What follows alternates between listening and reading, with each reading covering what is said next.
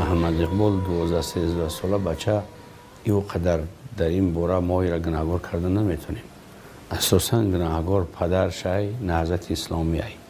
وقتی که پدرش همی نهضت اسلامی را ساختن و ساختیم و مردم در همین چیز که آوردیم، خیلی عاقبت جنگ خونریزی و جنگ خونین در تاجیکستان وقتی برپا کرد نهضت اسلامی، عاقبتش به همین کارا بعد یعنی ثمرش و نتیجهش همین کارا شد.